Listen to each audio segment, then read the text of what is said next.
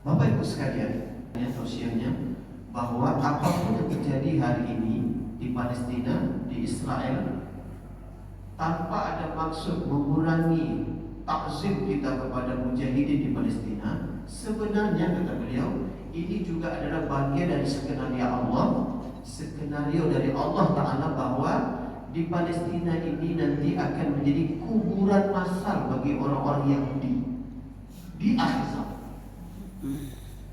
Bapak Ibu tahu dalam buku Rothschild ini juga ada bahwa orang-orang Yahudi dari berbagai belahan dunia sekarang sudah kumpul di Israel. Kan ada pemukiman-pemukiman yang mereka bangun. Yang miskinnya, yang kelas menengahnya sudah mulai balik, sudah mulai kumpul di negara yang mereka bangun.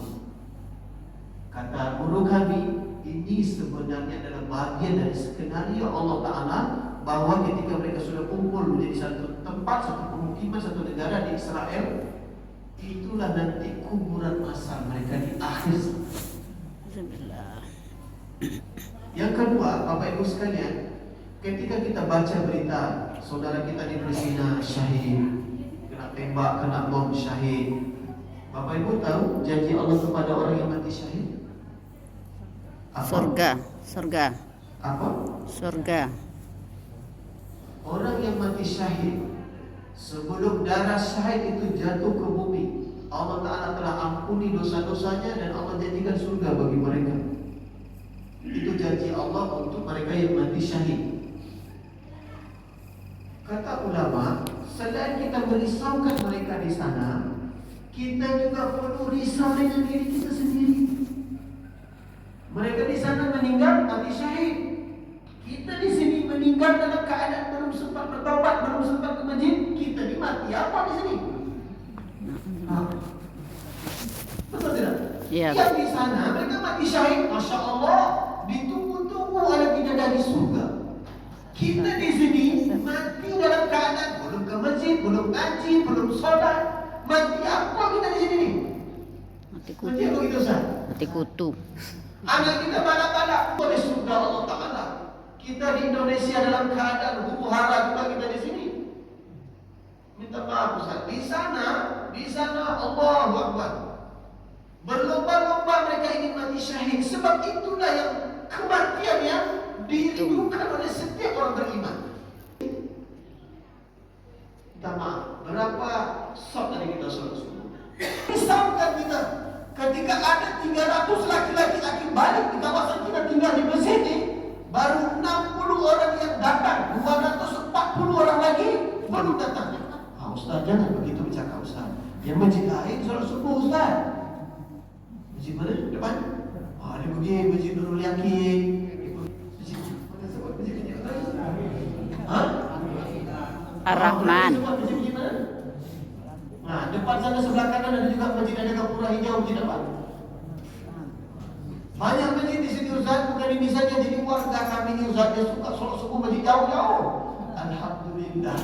Tidak sayang kepada saudara kalian yang lain seperti mana kalian sayang kepada diri sendiri. Betul. Tak dikatakan kita di orang Islam yang sempurna iman kalau kita tidak sayang, tak peduli, tak cinta dengan saudara kita di Palestina, di Uighur, di Rohingya. Ingat, tak sempurna juga iman kita ketika saudara kita yang sebelah rumah, yang satu komplek, yang satu masjid, tak sholat subuh berjamaah, kemudian kita tak ada pikir kepada mereka. Persen laki-laki yang balik berjamaah ke masjid, terutama subuh. Program itu yang harus kita buat sama-sama, gerakkan sama-sama. Berpikir dia untuk ganggu orang Islam. Sekarang sedang saja membunuh orang Islam. Cari waktu subuh, bom, mati semua. Soal apa? Mesti tidur. Baru yang sholat subuhnya seperti sholat Jumat saya belum jumpa. Di Riau saya juga belum jumpa. Saya keliling banyak pulau, banyak kabupaten, saya belum jumpa lagi. Tak tahu keadaan ini kapan akan wujud. Kalau kita tak ada fikir, tak ada risau, tak ada bergerak, tak akan pernah wujud. Kita mesti bergerak. Bergerak, tim relawan, tim pemenangan, tim konsultan bergerak untuk bawa umat masuk masjid. Ini di sana ada masjid Al-Aqsa, di sini ada masjid Nurul Falah. Sama-sama masjid ini. Bedanya di sana masjid disebut Al-Quran, tapi intinya umat mesti terhubung dengan masjid. Sebelum saya sampaikan itu dulu untuk kami di Malaysia, ulama dulu mengingatkan saudara kita di Palestina, tolong jangan tinggalkan Masjid Al-Aqsa, ramaikan masjid, makmurkan masjid. Dulu sebelum kejadian sekarang ini, ketika sudah tentara Israel masuk, mereka bangun negara, barulah kalian kabur, baru tersentak, tersadar saudara kita di Palestina. Ternyata memang pertolongan Allah bergantung pada hidupnya masjid. Ini masjid kita ini tak ramai. Apa sebab? Karena pengurus masjidnya pun jarang ke masjid. Cuma ada juga Bapak Ibu sekalian, warga datang ke masjid berjemaah, Pak RT nya duduk kedai. RT pilih ahli masjid. Dan punya ciri-ciri nanti untuk jadi tentara Imam Mahdi. Pertama kata ulama, orang yang tidak pernah tertinggal sholat berjemaahnya sejak akhir balik. Masya Allah.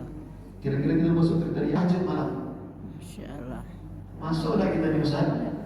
Soalnya bisa kita termasuk nanti Allah Ta'ala akan bantu saudara kita di sana. Dan jangan lupa sebut dalam doa kita supaya Allah bantu saudara kita di Palestina. Kita tak bisa datang ke sana, tapi saya di MUI Provinsi Riau sebagai wakil ketua Komisi Dakwah, saya bertanggung jawab juga untuk mengingatkan, usahakan buat program usaha ke arah 100% laki-laki akhir balik sholat berjemaah di masjid. Jadikan ini program prioritas fokus masjid Ustaz. Kerjasama nanti RW, RT, tokoh-tokoh masyarakat, tokoh agama kerjasama. Bahkan kalau ada Pak RT, Pak RW ini saya ada nak cakap dengan mereka ini. Program-program bantuan PKH, BLT, apa saja program bantuan, evaluasi ulang. Minta mereka menerima bantuan ini ke masjid. Kalau tak ke masjid, ganti, evaluasi, cari yang ada kepada kami. Amin. Ya Allah, berikan hidayah di kota Pekanbaru, di Riau, di Indonesia, di seluruh dunia. Ya Allah, berikan hidayah di kawasan komplek, kawasan Masjid Nurul Falah, sehingga seluruh laki-laki akil balik semuanya sholat berjemaah ke masjid. Ya Allah. Amin. Ya Allah, berikan hidayah di kampung kami, sehingga seluruh wanita muslimah keluar rumah dalam keadaan menutup aurat dengan Amin ya Allah. turunkan hidayah di kampung kami, di komplek kami ya Allah, supaya lahir dari rumah-rumah kami anak-anak yang hafiz Al-Quran. Amin. Ya Allah ya Karim, ya Arhamar Rahimin, ampuni selama ini kami tak peduli dengan agamamu, jarang memikirkan agamamu. Ampuni kami ya Allah, selama ini jarang ke masjid, jarang duduk dalam majelis-majelis ilmu. Ampuni kami ya Allah, jadikan sisa-sisa umur kami untuk kami bersungguh-sungguh menegakkan agamamu. Ya Allah, pilih kami di kalangan barisan para pejuang-pejuang yang melanjutkan perjuangan Rasulullah SAW. Amin. Ya Allah ya Karim, pandanglah kami dengan pandangan kasih sayang. Jangan pandang kami dengan kemurkaan-Mu ya Allah. Amin. Ya Allah, di dunia kami tidak bertemu dengan Nabi kami. Kau pertemukan, Kau kumpulkan kami nanti di akhirat bersama Nabi SAW. Amin. Ya Allah, golongkan kami di kalangan umat Islam yang dapat syafaat dari Nabi SAW. Amin. Ya Allah, jangan sampai kami diusir oleh Nabi kami di akhirat nanti. Jangan sampai kami tidak diakui sebagai umatnya. Karena ketika di dunia kami lebih banyak mencontoh cara hidup orang-orang di luar Islam daripada mengikuti sunnah beliau. Ya Allah, ya Allah, jadikan kami ahli masjid. Beri kami kekuatan untuk mengajak saudara kami yang belum ke masjid supaya mau masuk masjid, berjemaah ke masjid, cinta dengan masjid. Ya Allah, Nabi SAW minta kebaikan untuk umat ini. Itu juga kebaikan yang kami minta untuk diri kami. Apa yang Nabi SAW minta dijauhkan dari umat ini, itu juga lah ya Allah yang kami minta dijauhkan dari diri kami. Allahumma inna nas'aluka min kulli khairihi ajilihi wa ajilihi ma 'alimna minhu wa ma lam na'lam, wa na'udzubika min syarrihi ajilihi wa ajilihi ma 'alimna minhu wa ma lam na'lam.